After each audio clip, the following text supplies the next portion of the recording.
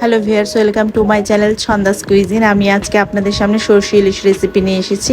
এখানে আমি একটি বড় সাইজের ইলিশ মাছ লম্বা করে কেটে নিয়েছি এবং হলুদ গুঁড়ো এবং লবণ দিয়ে মেখে রেখেছি।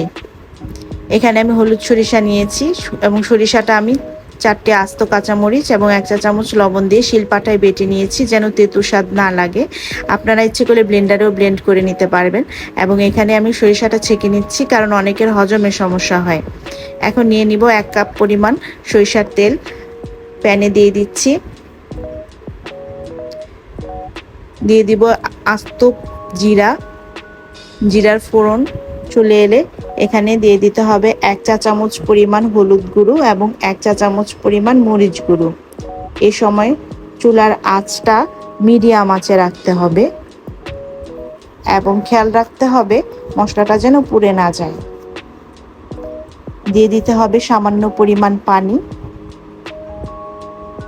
এই কষানোটার উপরই তরকারির রঙটা সুন্দর হবে কিনা সেটা নির্ভর করে।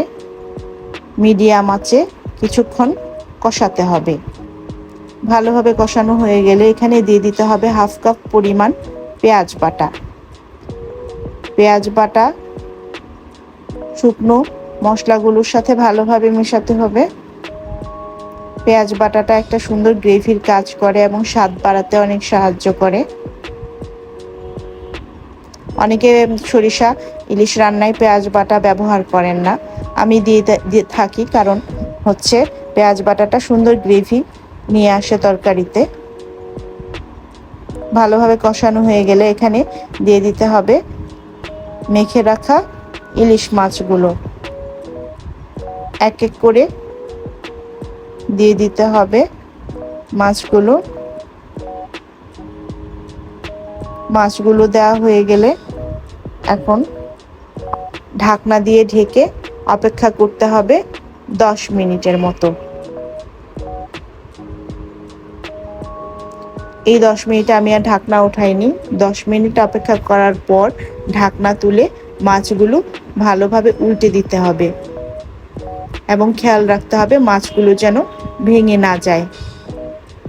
আপনারা জানেন সর্ষে ইলিশ রান্নায় খুব বেশি উপকরণের প্রয়োজন হয় না এবং খুব অল্প সময়ে সরিষা ইলিশ রান্না হয়ে যায়। ইলিশ মাছ রান্না হতে খুব বেশি সময়ের প্রয়োজন হয় না। মাছগুলো উল্টানো হয়ে গেলে ঢাকনা দিয়ে ঢেকে দিতে হবে। অপেক্ষা করব 5 মিনিট।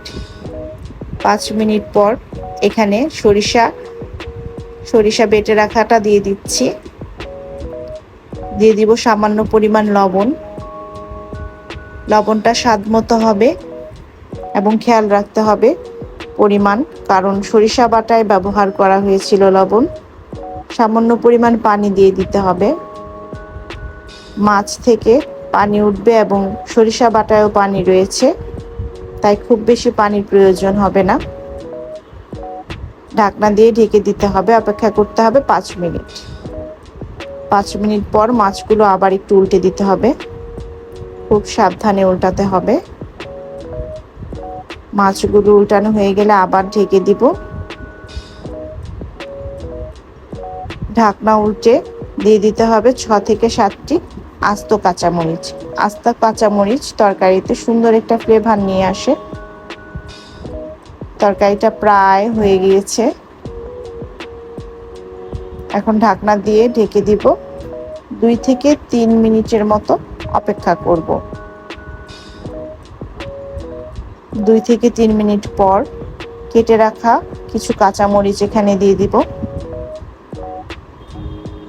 দিয়ে 2 থেকে 3 মিনিট অপেক্ষা করতে হবে আরো কিছুক্ষণ, যেন মরিচের ঝালটা খুব বেশি বেড়ে না যায়। তেলটা উপরে চলে এসেছে, রান্না হয়ে গিয়েছে। এখন পরিবেশনের পালা।